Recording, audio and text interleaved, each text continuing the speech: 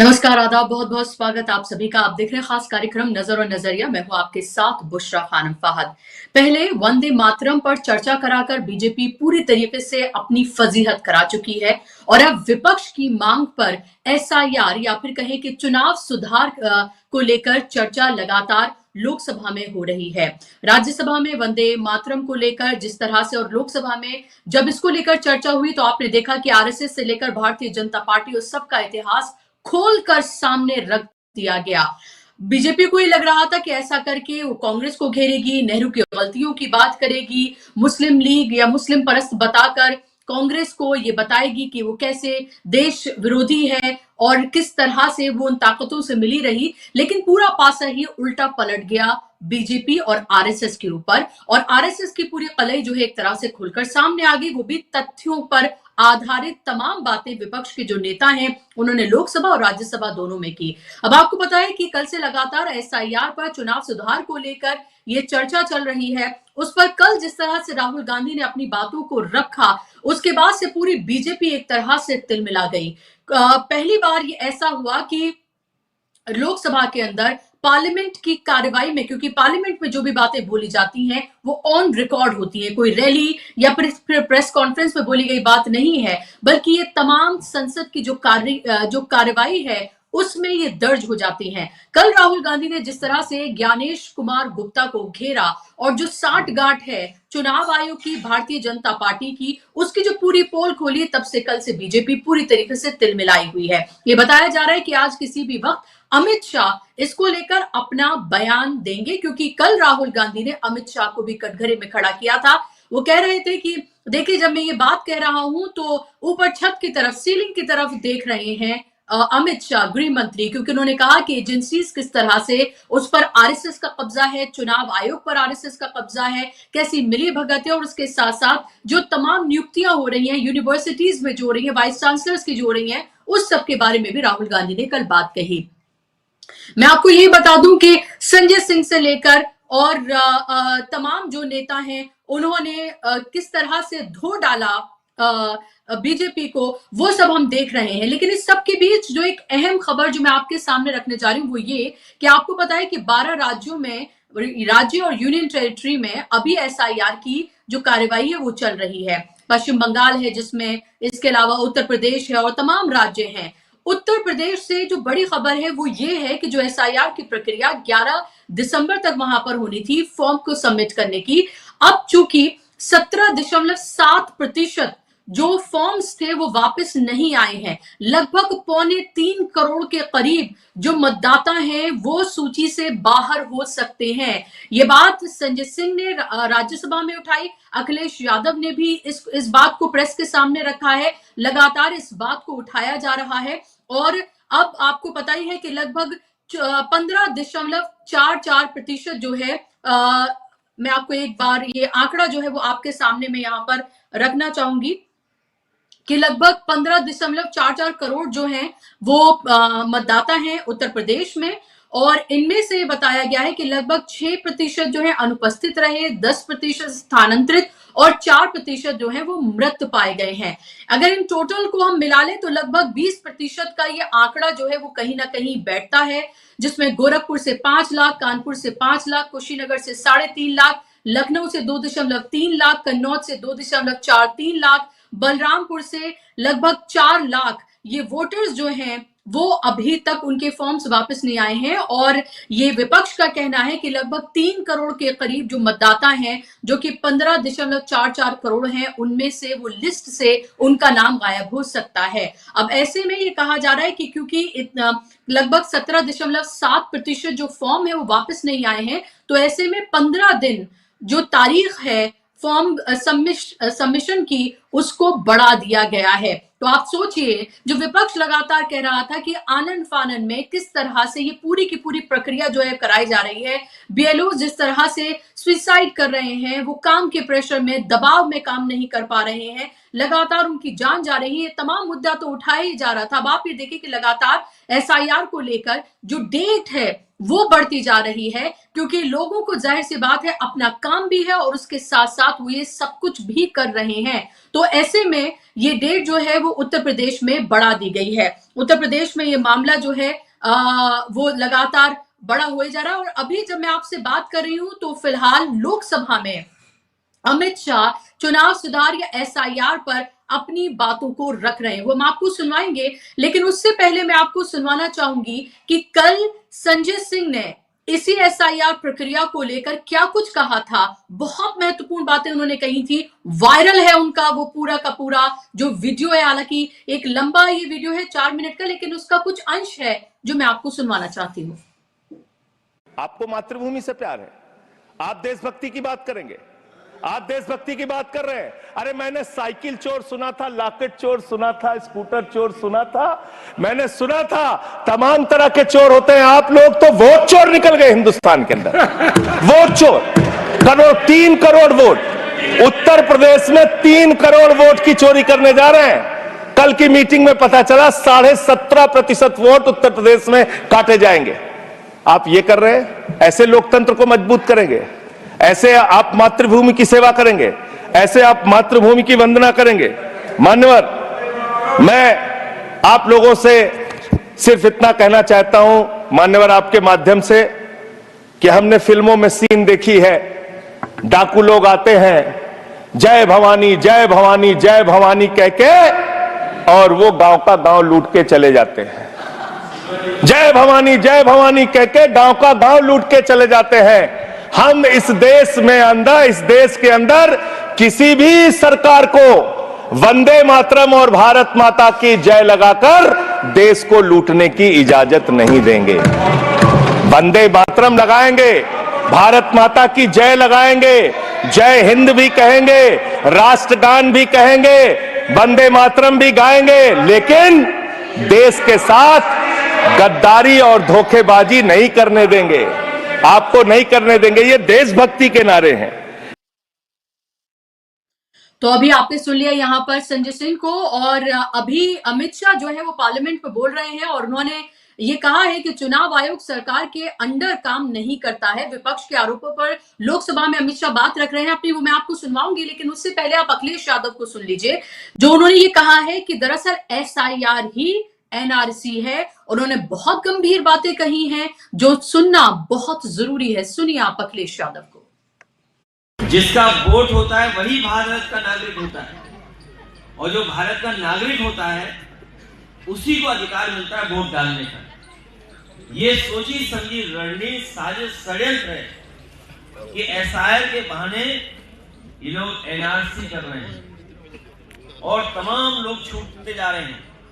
अभी जो अखबारों को मैं पढ़ रहा हूं और जो मुझे अपने कार्यकर्ताओं से जानकारी मिल रही है, जो पीडीएफ प्रहरी से मुझे जानकारी मिल रही है, वो आप देख लेना। उत्तर प्रदेश में लगभग 5 करोड़ लोगों को फॉर्म दोबारा भरना पड़ेगा। जो जानकारी मुझे मिल रही है, जो सूचनाएं आ रही हैं, जिस तरह से एसआईआर पर बीएलओ बिना ट्रेनिंग के काम कर रहे हैं, जिस तरीके से अधिकारी दबाव बना रहे हैं उनसे काम पूरा करने के लिए, ये लग रहा है कि 5 करोड़ लोगों को दोबारा फॉर्म भरना पड़ेगा। और अब भारतीय जनता पार्टी ने रणनीति बनाई है अधिकारियों से मिलकर के कि अब समाजवादियों के वोट कटवा दो, पीडीए के वोट कटवा दो, गरीबों के वोट कटवा दो, किसानों के वोट कटवा दो, इसलिए कि किसान नाराज बैठा है, इन्हें वोट नहीं देना चाहता है। पीडीए के लोगों के साथ जो पीड़ा मिली है, दुखी किया है, जो अपमानित हुए हैं, वो वोट नहीं देना चाहते हैं। नौजवान जिसे नौकरी नहीं मिली है वो वोट नहीं सरकार को देगा। अब तो आप अभी यहाँ पर अखिलेश यादव को सुन रहे थे, और अभी जब हम बात करें तो अमित शाह पार्लियामेंट में बोल रहे हैं। उन्होंने कहा है कि वो किसी भी तरीके से इस पर चर्चा कराने के लिए तैयार हैं और कह रहे हैं कि चुनाव आयोग एक स्वतंत्र संस्था है, आप इस पर हंस सकते हैं। मतदाता के लिए भारत का नागरिक होना जरूरी है। संविधान में चुनाव सुधारों का स्पष्ट प्रावधान है।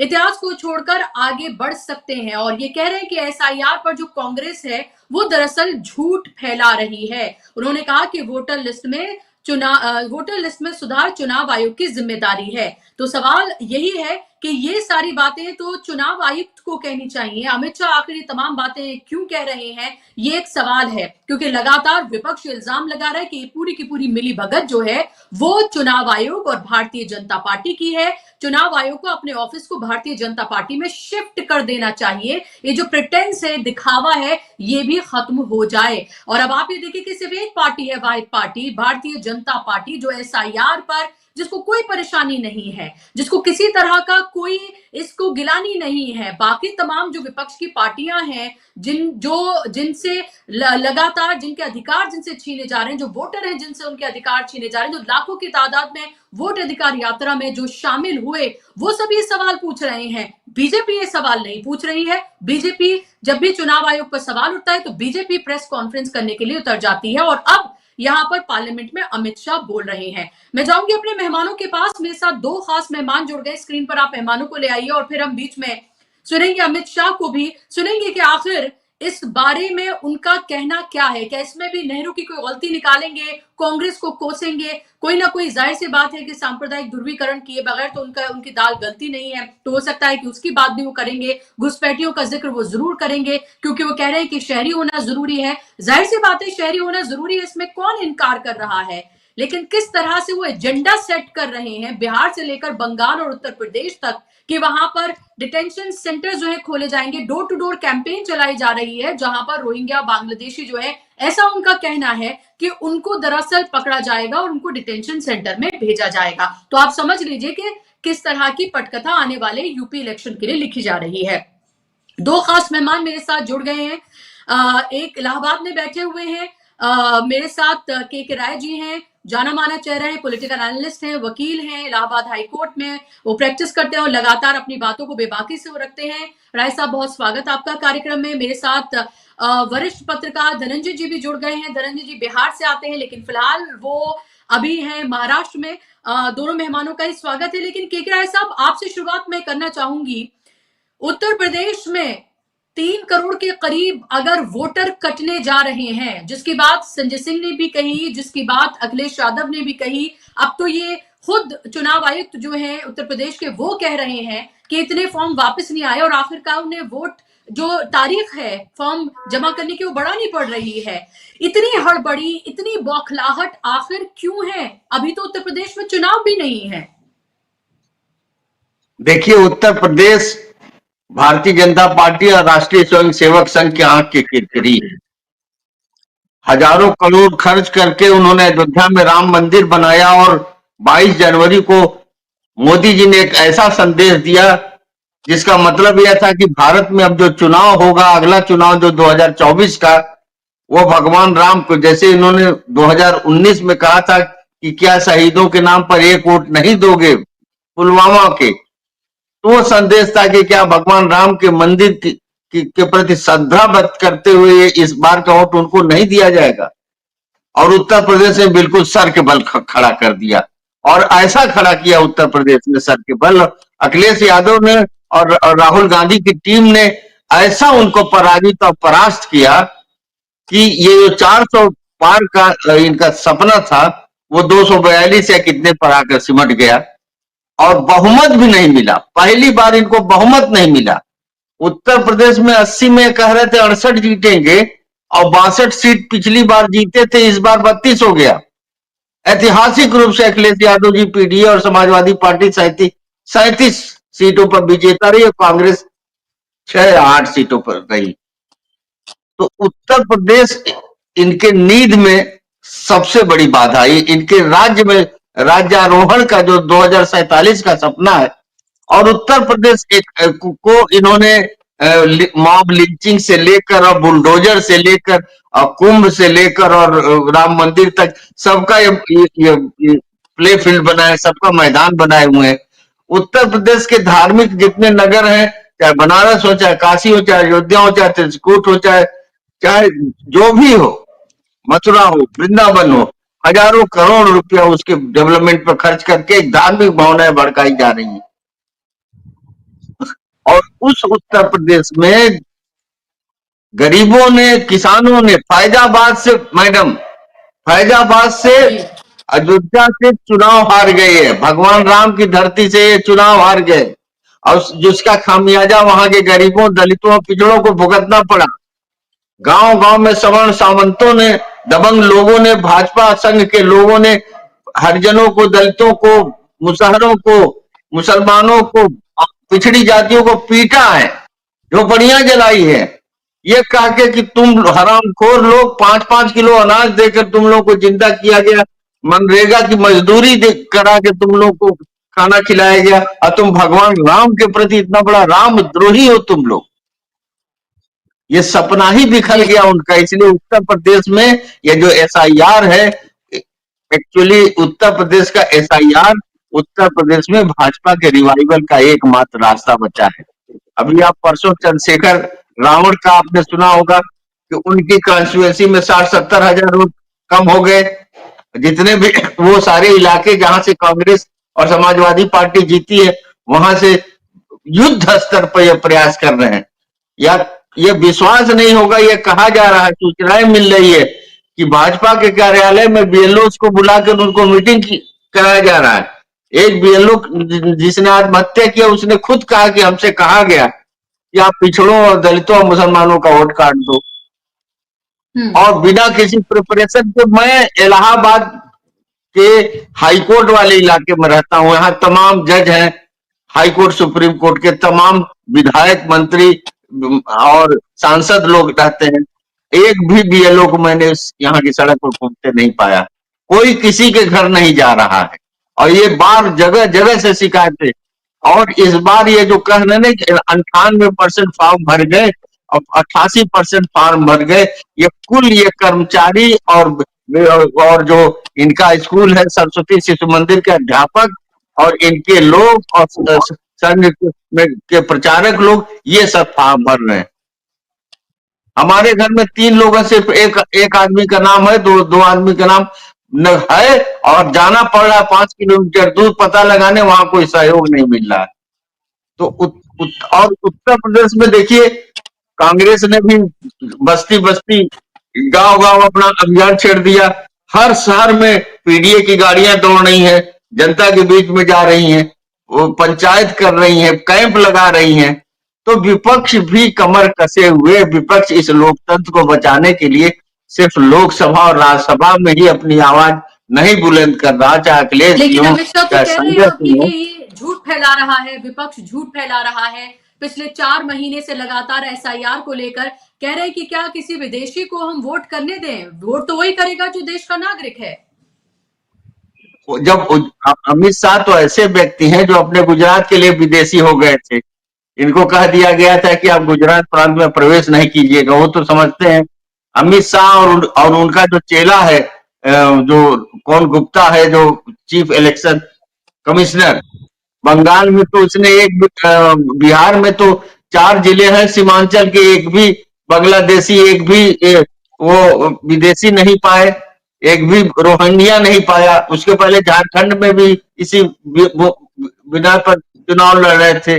और केवल अखबारबाजी हो रही, केवल अखबारबाजी हो रही है कि साहब भाग रहे हैं, भगदड़ मची हुई है।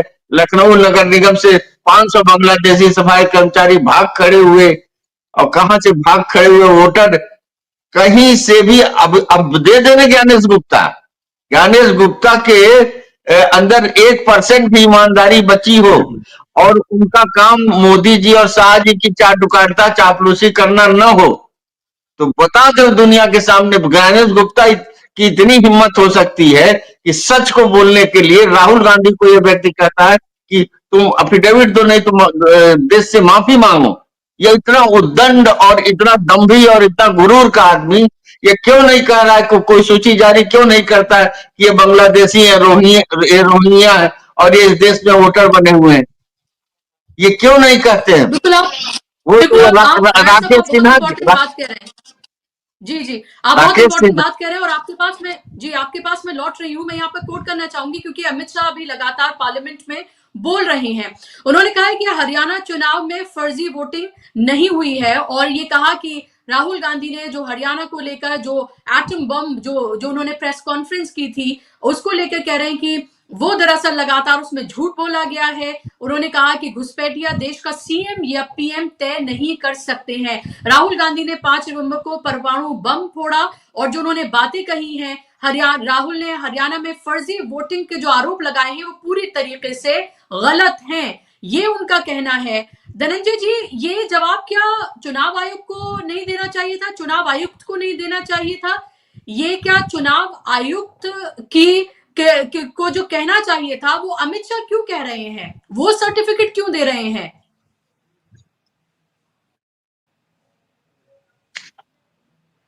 अनम्यूट कर लीजिए धनंजय जी। ठीक है सच, मेरी आवाज आ रही है? जी जी जी, अगर सच कोई कहे तो कोई आपत्ति बहुत नहीं होती है। ठीक है कि आप रेल मंत्री का जवाब जो है गृह मंत्री दे रहे हैं, गृह मंत्री का जवाब विदेश मंत्री दे रहा है, इतना तक तो चल जाए। लेकिन आप सही सही तो बोलिए।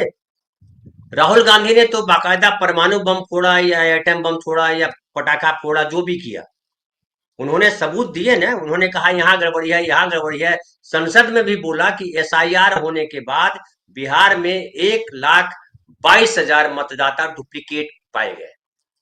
राहुल गांधी ने कहा। अब आपके ये कह देने भर से कि राहुल गांधी झूठ बोल रहे हैं, वो झूठ हो जाएगा? आपको सबूत देना होगा ना, आपको बताना होगा ना, आपको बिठाना होगा कि राहुल गांधी 1,22,000 की जो बात कर रहे हैं वो कौन है, जरा लिस्ट दीजिए। आप वो लिस्ट को मिलाइए, है कि नहीं है, तब ना प्रमाण चाहिए ना। आरोप के बदले आरोप होता है क्या? गृह मंत्री है, जवाबदेह पद है। और पूरा आप देख लीजिए जो जो पूरी चर्चा हुई। मैं एक और देख रहा था, अमित शाह जी कह रहे हैं कि सरकार हर मुद्दे पर चर्चा करने के लिए तैयार है, चुनाव आयोग स्वतंत्र संस्था है, मतदाता के लिए भारत का नागरिक होना जरूरी है, संविधान में चुनाव सुधारों का स्पष्ट प्रावधान है, इतिहास को छोड़कर आगे नहीं बढ़ सकते। भाई लेकिन इतिहास छोड़ करके आपको भागने की बात कौन कर रहा है? आप इतिहास पे जमे रहिए ना। वंदे मातरम का इतिहास कहाँ है? इतनी चर्चा हुई वंदे मातरम पर, कहाँ आप खड़े हैं? वंदे मातरम पे जो चर्चा कर रहे हैं उसमें आपका पक्ष क्या है? जो लोग चर्चा में रख रहे हैं अपनी बात, वो कहाँ है? फिर चुनाव सुधार की बात, चुनाव सुधार की बात मतलब क्या होता है कि चुनाव जहां तक पहुंचा था चुनाव आयोग, हमारी चुनाव प्रक्रिया जितनी दूर आई थी उसको और कैसे ट्रांसपेरेंट बनाया जाए और कैसे बेहतर बनाया जाए, वो चुनाव सुधार था ना। आपने क्या किया? आपने जो चुनाव आयोग जो एक संस्था हुआ करती थी, जिसका अपनी व्यवस्था होती थी, जो चुनाव आयोग अपने तरीके से चीजों को कराता था, वोटर लिस्ट में नाम डलवाता था, उसका काम था, उसको आपने पॉकेट संस्था बना लिया। और आप कह रहे हैं इतने नाम काट दो, घुसपैठिया तुम ढूंढो। सही कहा के भाई साहब ने कि भैया घुसपैठिया किधर मिला बताओ तो। घुसपैठिया मिला नहीं। फिर घुसपैठिया ढूंढना चुनाव आयोग का काम नहीं है ना। तो आप चुनाव आयोग से घुसपैठिया क्यों ढूंढवा रहे हो? चुनाव आयोग घुसपैठिया क्यों ढूंढ रहा है? चुनाव आयोग का काम है कि वोटर लिस्ट में जो नाम के लिए दिया है, क्या 18 साल का है? क्या वो पागल नहीं है? पागल नहीं होना चाहिए उसको। 18 साल का नागरिक, 18 साल का व्यक्ति होना चाहिए। इसके आगे आपको क्या देखना है भाई? बाकी देखने का काम गृह मंत्रालय का है कि कौन इस देश का नागरिक है, कौन नहीं है। और कैसे देखोगे आप? असम में क्या देखा आपने? असम में आपने जो है 19 लाख लोगों को अभी भी घेरे में कर रखा है। 12 लाख हिंदू है, 7 लाख मुसलमान है। तो क्या हुआ एनआरसी करा करके? क्या सर्टिफिकेट आप देखते हो? कैसे तय करोगे कि ये भारत का नागरिक है कि नहीं है? किस सर्टिफिकेट के आधार पर करोगे? एक आधार कार्ड इस देश ने लाया था जिसमें हमारे फिंगरप्रिंट से लेकर के हमारी आंखों के लिए जाते थे, वो उसको आपने खारिज कर दिया। तो चुनाव प्रक्रिया का मतलब होता है, उससे सुधार का मतलब होता है और उसको और ट्रांसपेरेंट बनाना और लोकतंत्रवादी बनाना। क्या आज की तारीख में जो चुनाव हो रहा है, सामान्य आदमी चुनाव लड़ सकता है? क्या आप जीरो बजट चुनाव पे बात नहीं कर सकते थे कि कोई आदमी? और अभी अभी जब बात करें धनंजय जी, तो जब अमित शाह बोल रहे थे तो उसके बीच में खड़े हुए हैं राहुल गांधी। जब वो अमित शाह बोल रहे थे उसके बीच में वो खड़े हुए, बोले और उन्होंने कहा कि मैं अमित शाह को बहस का चैलेंज देता हूं। तो अब राहुल गांधी ने चैलेंज दे दिया है अमित शाह को, और वो चैलेंज देते हुए कह रहे हैं कि वो इस पूरी, क्योंकि उन्होंने राहुल गांधी पर आरोप लगाया, क्योंकि उन्होंने कहा है कि राहुल गांधी ने जो हरियाणा को लेकर जो बात कही वो गलत है, वो झूठ है, और इस तरह की कोई धांधली, किसी तरह की कोई चीज नहीं हुई है। तो राहुल गांधी ने खड़े हुए हैं वो अमित शाह के भाषण के बीच में, और बड़ी गहमा गहमी, बड़ी गर्म एक तरह से हम क्या गलत बोला उन्होंने? उन्होंने यही बोला, आपने जो बात उठाई है मुझे कब बोलना है मैं तय करूंगा, यही बोला ना, उसमें क्यों उत्तेजित हो रहे हो आप? हाँ, आपके 2-2 मिनट में खड़े होने से थोड़ी जवाब देते रहेंगे। नो, माननीय गृह मंत्री नहीं होगा, मैं आपको फिर मौका दूंगा, फिर मैं मौका दूंगा आपको, मौका दूंगा आपको। हाँ बोलिए, हाँ बोलिए सर। ये बोलिए। आपने अगर अमित शाह जी का रिस्पांस देखा तो ये कंप्लीटली डिफेंसिव रिस्पांस है, ये घबराया हुआ रिस्पांस है, ये डरा हुआ रिस्पांस है। अब सुनिए पूरी बात, प्लीज माननीय, नो, सच्चा रिस्पांस नहीं है। माननीय गृह मंत्री जी, मान्यवर आपके चेहरे पर बैठो, मान्यवर आपके चेहरे पर चिंता की लकीरें मैं देख रहा हूँ कि मैं क्या बोलूंगा। मैं उनके उकसावे में नहीं आऊंगा, मैं मेरे विषय पर बोलूंगा। मान्यवर, मैंने इतना ही कहा कि मैं मेरे भाषण का क्रम मैं तय करूंगा।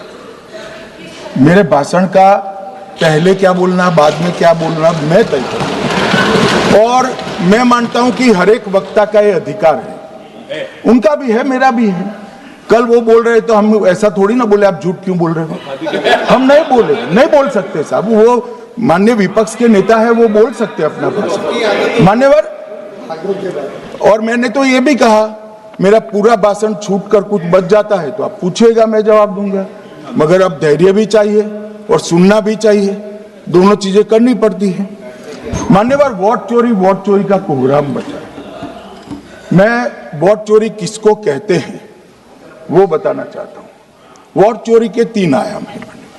एक तो मतदाता नहीं है, मतलब योग्यता नहीं है। तो अभी आप अमित शाह को यहाँ पर सुन रहे थे और राहुल गांधी, दोनों के बीच में जो गहमा गहमी जो बहस हुई है वो आपने सुन ली है। धनंजय जी, आपका रिस्पांस, फिर केके राय जी के पास जाऊंगी। ये जो आप देख रहे हैं, ये एक तरह से हम कह सकते हैं कि ये एक हेल्दी लोकतंत्र की निशानी है। लेकिन जो अमित शाह कह रहे थे कि चिंता की लकीरें उनको लोकसभा स्पीकर ओम बिरला की शक्ल पर नजर आ रही हैं। आप देखें जरा कि कितने चिंतित है वो उनको लेकर। मुझे अमित शाह जी की उस बात पे कोई आपत्ति नहीं है, मैं उस पर कोई कमेंट नहीं करना चाहता। वो कहें, आपस के आदमी हैं, हमको क्या दिक्कत है उससे। लेकिन मैं कह रहा हूं कि जो अमित शाह जी ने कहा कि वोट चोरी के 3 प्रकार है, क्या वो किसी स्कूल में पढ़ा रहे हैं? वोट चोरी कैसे होती है लोगों को पता नहीं, संसद सदस्यों को नहीं पता है वोट चोरी कैसे होती है। इनका देखिएगा, जब भी कोई भाषण सुनिए, खास करके अमित शाह जी का, ये तुरंत ये लगता है कि ये प्रिंसिपल है किसी कॉलेज के और बाकी सब बच्चे फर्स्ट ईयर में आए, उनको कुछ पता नहीं है, सब इनको पता है। और ये कलावती, मायावती, फलानावती, आपको याद है जब बोला था, खुद झूठ बोल देते हैं, खुद इनको नहीं पता रहता है कि क्या बोलना, ये खाली गोल गोल घुमाते हैं, तथ्य पे ये बात नहीं करते। आप जब आरोप लगा रहे हो, ठीक है, ये इस बात से भी सहमत हुआ जा सकता है कि भैया पहले मुझे बोलने तो दो, अमित शाह पहले बोले, अमित शाह क्या क्रम तय करेंगे, कैसे बोलेंगे, अमित शाह तय करेंगे। बिल्कुल सही कह रहे हैं कि आप अपने तरीके से बोल। ये भी सही कहा उन्होंने कि भाई मेरे बोल लेने दो, बोल लेने के बाद जो सवाल होगा मैं उस सवाल का जवाब दूं। बड़ी अच्छी बात कर रहे हैं, लेकिन आप जिस तरह से बातों को गोल गोल घुमाते हो, वो तथ्य पर बात करो ना। गृह मंत्री जी, आप गृह मंत्री हो, आपके पास पूरी सत्ता है, पूरा तंत्र है, पूरे डेटा है। आप चुनाव आयोग से डेटा मंगवा सकते थे कि भैया आप बताओ। हाँ, ये एक बार और हम जरा कार्रवाई देखें, क्योंकि बहुत जबरदस्त हंगामा, बड़ा हीटेड आर्गुमेंट जो है वो वहां पर चल रहा है। एक बार हम देख लेते हैं। प्लीज बैठिए माननीय सदस्य, प्लीज, हर बार नहीं उठते, बैठिए। मान्यवर, दूसरे प्रकार की वोट चोरी और नैतिक तरीके से चुनाव जीतना, ऐसी वोट चोरी भी भूतकाल में एक बार हुई थी। श्रीमती इंदिरा गांधी रायबरेली से चुनी गई, इलाहाबाद हाईकोर्ट में श्री राजनारायण पहुंचे कि चुनाव नियमों के अनुसार नहीं हुआ। इलाहाबाद हाईकोर्ट ने ये तय कर दिया कि श्रीमती गांधी ने उचित तरीके से चुनाव नहीं जीता है, हम इसको रद्द कर दें। मान्यवर, ये भी वोट चोरी थी, बहुत बड़ी वोट चोरी थी। और उसके बाद में क्या हुआ, उसके बाद में वो वोट चोरी को ढकने के लिए संसद में कानून लाया गया कि प्रधानमंत्री के खिलाफ कोई केस ही नहीं हो सकता। मैं विपक्ष के नेता को कहना चाहता हूं, इम्यूनिटी की बात आप चुनाव आयोग की पूछ रहे हैं, इसका तो मैं जवाब दूंगा, इसका मैं जवाब दूंगा इम्यूनिटी का। मगर ये इम्यूनिटी जो श्रीमती गांधी ने दी थी, इसके लिए आपका क्या कहना है? आपका क्या जवाब है? और उन्होंने तो स्वयं के लिए ले ली, उनका आरोप है। ले ऐसे नहीं चलता मान्यवर, आप जब बोले, जब 5-5 मिनट में उठेंगे क्या? ये मान्यवर उनका आरोप है। आप भी बोले, आप भी बोले, आप भी बोले। 9 गलत, 1-1 मिनट में सदस्य नहीं उठेगा ना। मान्यवर उनका आरोप है कि सरकार ने बनाया तो लोकतंत्र ने बनाया, तो जो समय का केस था वो बताया है, आगे का तो बताया। मोदी जी को भी सब लोगों ने प्रधानमंत्री बनाया है भाई, आपकी कृपा से नहीं बने हैं। मान्यवर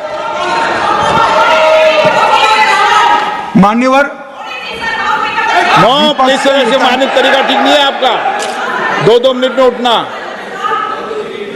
मान्यवर विपक्ष के नेता ने कहा कि आपने चुनाव आयुक्तों को इम्यूनिटी दी। इनका आरोप सत्य नहीं है, मैं इसकी बात बाद में करता हूं, परंतु हमने तो चलो मानो चुनाव आयुक्त को इम्यूनिटी दी, श्रीमती गांधी ने तो अपने आप को इम्यूनिटी दी। और फिर जब ये संवैधानिक सुधार के वायरस चैलेंज हुए, तो वो केस जीतने के लिए 2, 3 और 4 नंबर के सर्वोच्च न्यायालय के जज को बाईपास कर चौथे नंबर के जज को चीफ जस्टिस बनाया और वहां केस भी जीत लिया। और मान्यवर, ये तो इतिहास है, कौन झुठला सकता। तो अभी आप अमित शाह को सुन रहे हैं और देखिए वही जब तक इंदिरा गांधी और नेहरू की बात नहीं आएगी तब तक कोई भी बात जो है वो पूरी हो नहीं सकती है। वो कह रहे हैं कि इंदिरा गांधी ने तो खुद को इम्यूनिटी दे दी थी, हमने तो चुनाव आयुक्तों को इम्यूनिटी दी, यानी कि इस बात को वो मान रहे हैं।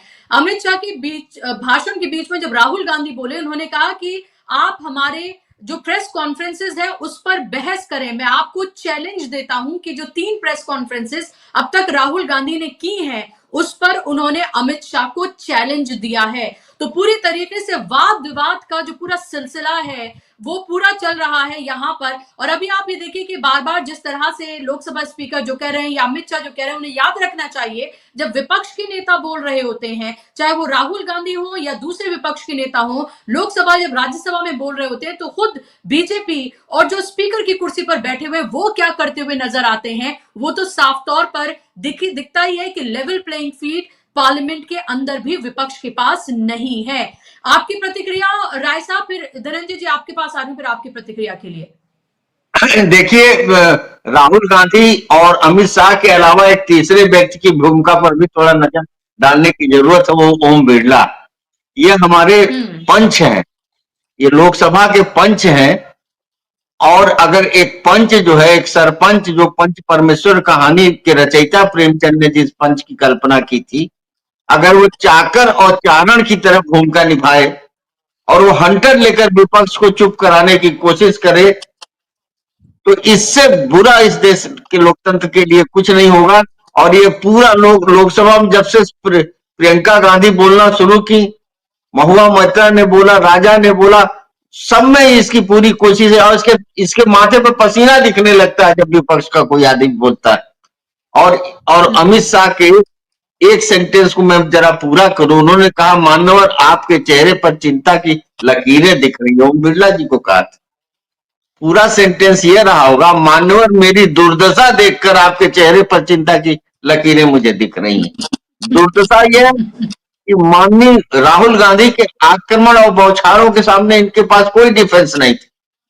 जिम्मेदारी के साथ राहुल गांधी ने 3-3 प्रेस कॉन्फ्रेंस किया, हरियाणा के एक-एक वोट का हिसाब बता दिया, कौन सी मॉडल के नाम पर कितने वोट हैं, किस व्यक्ति के नाम पर कितने वोट हैं। और बेशर्म चीफ इलेक्शन कमीशन की तरफ से कोई उत्तर नहीं आया। मैं एक चीज और संवैधानिक चीजें लाना चाहता हूँ कि इस बेईमानी की जी तैयारी इन्होंने के लिए भी लोकसभा का इस्तेमाल किया। मैडम एक वो है हमारे रिप्रेजेंटेशन ऑफ पीपुल्स एक्ट में एक 93 करके 93(2) ये रूल्स है। वो उस रूल का बस मैं एक लाइन पढ़ रहा हूं कैसे इन्होंने इसको खत्म किया। देखिए, all papers relating to election shall be open to public inspection and copies thereof shall on application be furnished।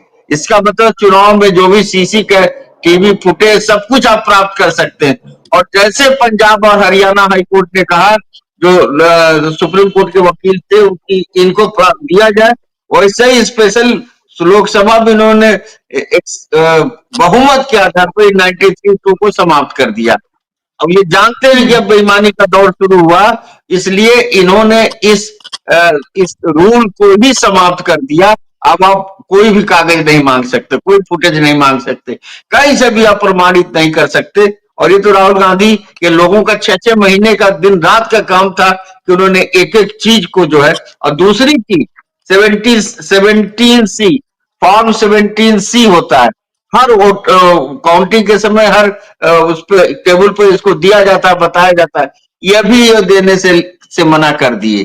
तीसरी चीज जो हमारा वो है वोटर कौन होगा, वो जो डिफाइंड है वो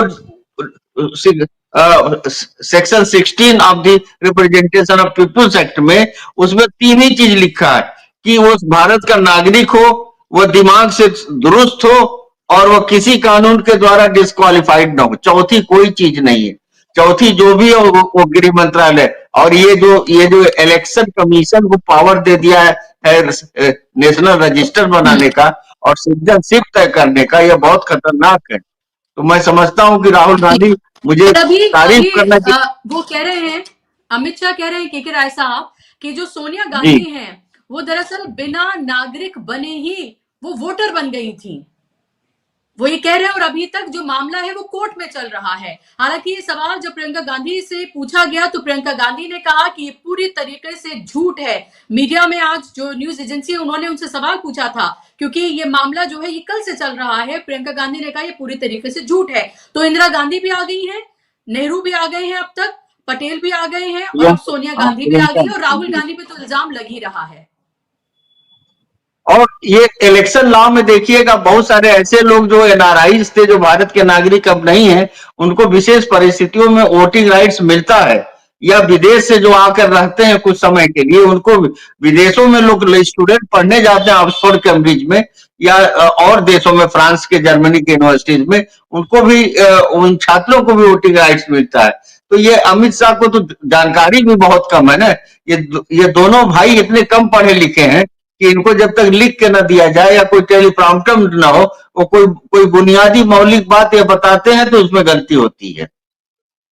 क्योंकि वो ये कह रहे हैं कि पहली चोरी, वोट चोरी जो है वो दरअसल की गई थी, नेहरू ने की थी, कि पटेल को ज्यादा वोट मिले थे, उसके बाद भी सरदार पटेल को ज्यादा वोट मिले थे, उसके बाद भी नेहरू जो है वो पीएम बन गए थे। तो आप ये देखिए कि पूरे अभी का जवाब नहीं देंगे, लेकिन इतिहास को कुरेदेंगे, उसकी बात करेंगे। धनंजय जी, आपका रिस्पॉन्स, ये जो चल रहा है फिलहाल, क्या वाकई में एसआईआर पर जो जवाब देना चाहिए वो हो रहा है, या जो एक्सपेक्टेड है बीजेपी से सिर्फ आरोप प्रत्यारोप, इतिहास को कुरेदना और उसमें गलत सलत इतिहास को जो है वो कोट करना, चाहे वो वंदे मातरम पर था या एसआईआर पर, वही तो हो रहा है। बुशरा जी, पहले आम चुनाव के पहले पटेल जी की मृत्यु हो गई थी, ये इनको पता ही नहीं है। पहले 52 के आम चुनाव पहले पटेल जी की मृत्यु हो गई थी। बिल्कुल सही कह रहे हैं, बिल्कुल सही कह रहे हैं आप जी, धनंजय जी। और समझिए, देखिए, इतिहास का उल्लेख कोई गलत नहीं। इतिहास हमारी विरासत है, उस पर हमको चर्चा, वहां से कोई तथ्य लेकर के आते हैं और हम बात करते हैं, मैं उसमें कोई बुरा नहीं समझता। लेकिन इतिहास के सही तथ्य तो लाइए, इतिहास की सही बात तो कीजिए। आप वहां से एक लाइन उठाएंगे और उसके बाद उसको प्रेजेंट करेंगे, जैसा कि वंदे मातरम वाले प्रसंग में किया, जैसा कि अभी एक कर रहे थे अमित शाह जी की इंदिरा गांधी का जो कैंसिल हुआ था चुनाव, वो भी वोट चोरी है। अरे थोड़ा और डिटेल बता दीजिए, अच्छी बात है आप कर रहे हैं, आप बताइए कि वो उसमें क्या चोरी हुई थी, ये भी बता दीजिए कि जो तय राशि होती है खर्च करने की, उसमें कुछ बिल में कुछ आगे पीछे हुआ था, ये सब बताइए ना चीजें। तो ये आधे अधूरे करके उसके बाद आप जो कह रहे हैं कि मौजूदा प्रधानमंत्री वाला भी, जैसे उन्होंने कहा कि पीएम ने अपने आप को इम्यूनिटी पावर ले लिया, ठीक है कोई बात नहीं, सही कह रहे हैं आप, लेकिन वो इम्यूनिटी पावर जो आपने दिया है उसको जस्टिफाई करने के लिए वो प्रेजेंट कर रहे हो उस तथ्य को, या उसको कंडेम करने के लिए कर रहे हैं? अगर कंडेम करते तो उसको हटाते आप, जो इंदिरा गांधी जी ने लाई थी, जो आप जो लाए हो और नहीं लाते, तभी ना सुधार की बात होती। फिर जो जो वोट चोरी की जो परिभाषा आप गढ़ रहे हो, सबसे बड़ी वोट चोरी क्या है कि हमें वोट देने का अधिकार आपने हमारा छीन लिया। क्या ऐसा पहले हुआ? क्या किया सरकार ने, करवाया ऐसा? उसके बाद जो इंदिरा गांधी जी से जो हुआ था, चुनाव आयोग को ये पता था ना कि इंदिरा गांधी ने सही तथ्य नहीं दिए थे, उनके लोगों ने, तो चुनाव और जो केस हुआ, मुकदमा हुआ, वो सारे चीजें रखी गई ना, जज को धमकाया नहीं गया ना, जज से ये नहीं कहा गया ना कि तुम जो है अगर दोगे तो जान लो तुम्हारा घर परिवार कहाँ रहेगा, ये तो नहीं कहा गया। आपने जिस तरह के फैसले लिए हैं अपने समय में, उसको आप सामने रखिए। फिर बात होती है कि मूल सवाल ये है कि आप सरकार में हो, आपको सरकार में हमने क्यों लाया, आप सरकार में क्यों आए हो? आप सरकार में आए हो जो पहले गलतियां हुई है वो आगे न हो, उसको ठीक किया जाए और आगे और बेहतर कैसे बनाएं, इतनी ही भूमिका आपकी। आप पिछली गलतियों को ठीक करने के बजाय, आगे आने वाली चीजों को और ट्रांसपेरेंट और ठीक करने के बजाय आप आधे अधूरे बात प्रेजेंट करते हो, आप उससे भी ज्यादा बदमाशी करना चाहते हो, और आप आम आदमी को पूरे तौर पे धोखे में रखना चाहते हो। तो चाहे वोटर लिस्ट को लेकर के हो, चाहे वो जो वोट बढ़ जाते हैं उसकी लेकर के बात हो, चाहे घुसपैठिया वाला, अभी ये क्या कर रहे हैं? अभी कर रहे हैं पूरे देश को डरा रहे हैं। जो आदित्यनाथ जो बार बार बोल रहे हैं कि हम डिटेंशन सेंटर बना रहे हैं, ये क्या है? डराना है आम आदमी को। फिर देखिए जो अभी के साहब ने कहा, के भाई साहब ने क्या कहा कि हमारे 3 आदमी में से एक आदमी का नाम है, 2 आदमी, अब बताइए हाई कोर्ट में वकील है, उनको ये समस्या आ रही है। एक और बता रहे थे एक नेता को समस्या आ रही थी, हमको अगर समस्या आ जाए, अजीत अजीत अंजुम को प्रॉब्लम आ गई, आपने वो भी देखा होगा वीडियो। आम आदमी की क्या हैसियत है इस देश में, जिसको ये कहते हैं 5 किलो हमने अनाज दिया, जिनको कहते हैं कि हमने तुमको ये सुविधा 1,500 रुपया तुमको हम देंगे, हमको 1,500 रुपया दिया है क्या? बताएं दे करके कि हमने तुमको 1,500 रुपया दिया है, हमको ये बोले कि 5 किलो अनाज दिया है, कहेंगे क्या? हमने टैक्स भरा है और आपको पैसा दिया है, उससे आपकी सैलरी मिल रही है, ये मैं कह सकता हूँ आपको। आपने मुझे क्या दिया बताओ, क्या दिया है? हर जगह हम टैक्स भरते, सड़क पर चलते हैं टैक्स भरते हैं, सामान खरीदते हैं टैक्स भरते हैं, कुछ भी खरीदे बेचे हम आपको टैक्स देते हैं। हम पे आपका एहसान नहीं, हमारा एहसान आपका है। बहरहाल हमारा मतलब आम नागरिक का। जो अभी जी इंडिगो प्रकरण में जो हुआ, उसमें क्या हुआ? आम आदमी कहाँ खड़ा? हाँ, वो जबकि वो आम आदमी नहीं है, हवाई जहाज पर चढ़ने वाला तो खास आदमी, खास आदमी की क्या हैसियत कर दी? तो इससे पता लगता है कि देश की जो व्यवस्था है, जो शासन व्यवस्था है, वो लगातार डिटेरिएट कर रही है। और आप जो कहते हो, आप जो करते हो, जैसे एक और एग्जांपल दूं, एक पेड़ माँ के नाम, एक पेड़ माँ के नाम लगाइए, और 1,050 एकड़ में लगा हुआ लाखों आम और लीची के पेड़, फलदार वृक्ष को आप कटवा देते हो बिहार जाकर के। बिहार में वन नहीं है, आपको पता होना चाहिए। हसदेव के जंगल कटवा रहे हो आप, बिहार में घर उजाड़ रहे हो लोगों के, ये कह करके कि ये कोर्ट ने कहा था सरकारी जमीन पे घर बना लिया, तालाब भर दिया, फलाना भर दिया। अरे चलो मैं बताता हूँ कितने तालाब और पैन भर करके सरकारी अस्पताल और क्या क्या बना हुआ है, तोड़ो सब, पहले उसको तोड़ो। तो ये आप 1 रुपया में 1,50,000, ये 1,050 एकड़ जमीन देते हो 1 रुपया में, और गरीब आदमी जो बड़ी मेहनत से घर बनाना मजाक है क्या? रिश्वत का पैसा है, एक तो इलेक्टोरल बॉन्ड से पैसा आया क्या कि जो वो घर कितनी मेहनत से बनता? मैंने आज तक घर नहीं बनाया, मेरे पिताजी का, परदादा जी का जो घर है उसको मेंटेन नहीं कर पा रहा हूं, जी और उसको आप तोड़ देंगे, जो 40 साल से रह रहे हैं उसको तोड़ देंगे। और आप नागरिक वोट चोरी की बात कर रहे हैं, आप नागरिकता की बात कर रहे हैं। आपको तो शर्म आनी चाहिए, और शर्म आकर के चुल्लू भर पानी में डूब मरना चाहिए, लेकिन आप नहीं मरोगे क्योंकि पहले से मरे हो। मरा हुआ इंसान कौन होता है? जो संवेदनहीन होता है। आप संवेदनहीन हो, आपको हिंदू मुसलमान करके सत्ता करने पाने के अलावा आप हिंदुओं के साथ भी खड़े नहीं, हिंदुओं के साथ भी खड़े होते तो जो अमिताभ ठाकुर को उठा करके ले गए शादी वर्दी में, वो नहीं ले जाते। आप न्याय की बात करते, उन पे आप आरोप था, उनको नोटिस देते, पुलिस वर्दी में आती, गिरफ्तार करके ले जाती। वो क्या थे? आतंकवादी थे? क्या डकैत थे? वो भाग जाते। तो ये हरकत क्या बताती है? ये हरकत बताती है कि आप जो है उन लोगों का गिरोह है जो देश को गुमराह करना चाहते हैं। सत्य से आपका कोई वास्ता नहीं, और ये बार बार साबित हुआ। आप केवल नफरत और सत्ता की बात करो, बाकी बातें बेमानी है। जी जी बिल्कुल, आप सही बात बोल रहे हैं यहाँ पर, और लगातार अभी भी अमित शाह पार्लियामेंट में अपनी बातों को रख रहे हैं। और राहुल गांधी ने जब उनसे ये कहा सीधे तौर पर कि आप जो तेज चीख कर जो आप बोल रहे हैं, वो दरअसल आपका जो रिएक्शन है वो डरा हुआ है, यानी कि आप डर से ऐसा जो है वो बोल रहे हैं। ये सीधे तौर पर कहा है, खुला चैलेंज राहुल गांधी ने दे दिया है प्रेस कॉन्फ्रेंस के लिए, और कहा है कि जो प्रेस कॉन्फ्रेंस उन्होंने की उस पर बहस के लिए वो खुला चैलेंज अमित शाह को देते हैं। क्या अमित शाह उसके लिए तैयार होंगे? इससे पहले भी हमने देखा कि प्रधानमंत्री को भी चैलेंज दिया गया था, तब भी कोई बात नहीं सामने आती है। चुनाव आयुक्त तो एक तरह से धमकी देते हैं राहुल गांधी को, राहुल गांधी उससे भी नहीं डरते हैं। परेशानी यही है के राय साहब कि अंबानी अडानी एक सांस में, आरएसएस बीजेपी एक सांस में राहुल गांधी बोलते हैं और उनके सबसे दुखती रग पर वो प्रहार करते हैं। और यही सबसे बड़ी वजह है कि पूरा का पूरा भाषण जो है वो गांधी परिवार, राहुल गांधी इसी के इर्द गिर्द है। हालांकि पूरा इल्जाम तो पूरे विपक्ष लगा रहा है। अखिलेश यादव भी कह रहे हैं, ये ममता बनर्जी भी कह रही हैं, तमाम लोग ये कह रहे हैं, विपक्ष का हर एक दल ये कह रहा है कि आप वोट चोरी कर रहे हैं, वोट डकैती कर रहे हैं, चुनाव आयोग और आप मिले हुए हैं। लेकिन सबसे ज्यादा हमला किस पर हो रहा है? गांधी परिवार पर हो रहा है और राहुल गांधी पर हो रहा है, क्योंकि उनको लगता है कि अगर सबसे ज्यादा कोई वार उनके ऊपर कर रहा है, उनकी दुखती रग पर, तो वही है। क्योंकि प्रेस कॉन्फ्रेंसेस भी, पूरा एक्सपोजे भी तो राहुल गांधी ने किया, उसके अलावा तो किसी पार्टी ने किया नहीं, किसी नेता ने किया नहीं। देखिए, अखिलेश यादव हो, कानी मोदी हो, अभिषेक बनर्जी, मोहिया मत्रा और संजय सिंह हो, ये सही है कि सब लोग भाजपा के खिलाफ एकजुट होकर और संयुक्त और संगठित हमला करते हैं और राजनीतिक लड़ाई में शामिल है। लेकिन राहुल गांधी जो संघ की आइडियोलॉजी है, जो जो उनका वैचारिक आधार है, उस पे हिंदुस्तान का सिर्फ और सिर्फ एक व्यक्ति जब से राजनीति की बीड़ा उठाया तब से वो हमला कर रहे, वो राहुल गांधी।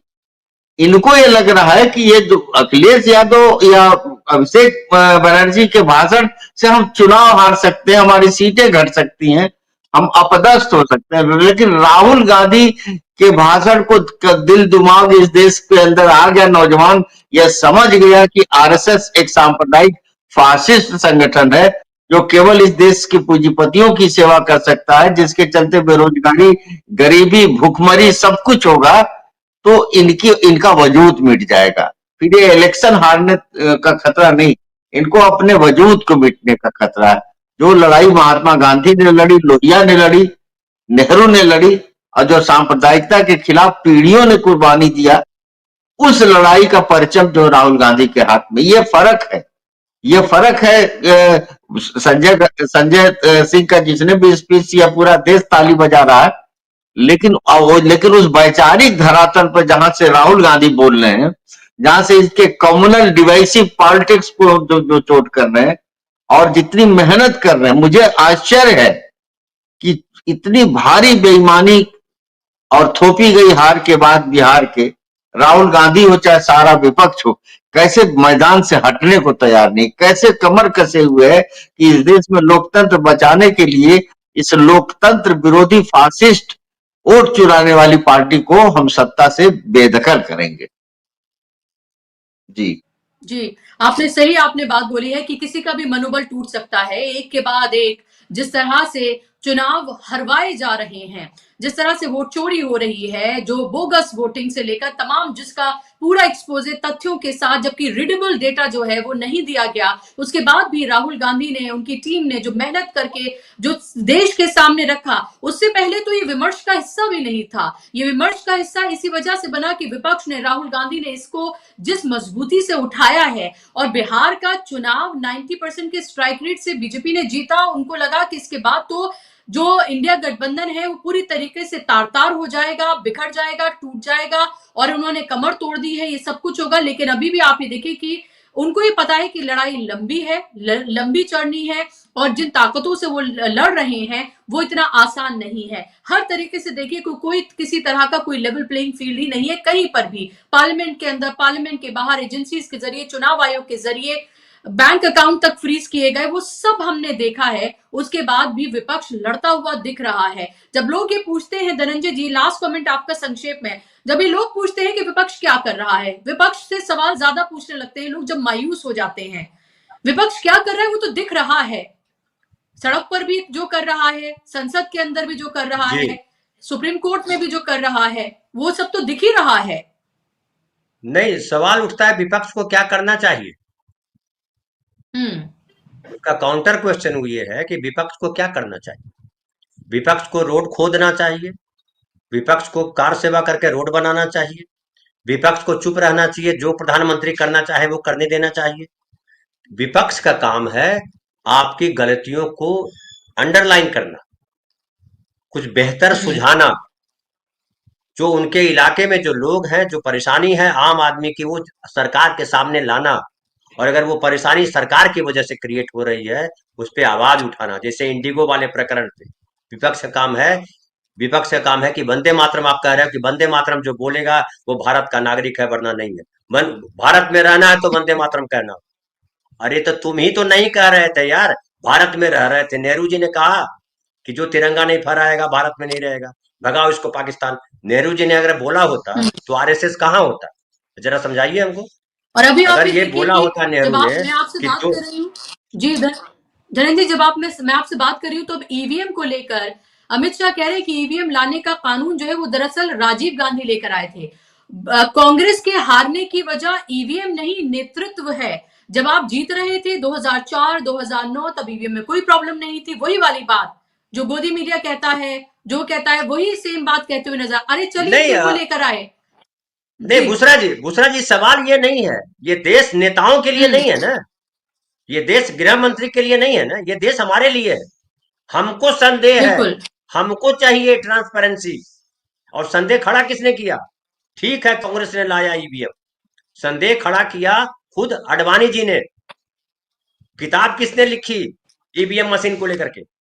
बीजेपी के लोगों ने। तो आपने ही संदेह खड़ा किया, फिर आप चुप हो गए। तब कांग्रेस लड़ रही थी कि ईवीएम मशीन ठीक है, आज वो खिलाफ खड़ी है।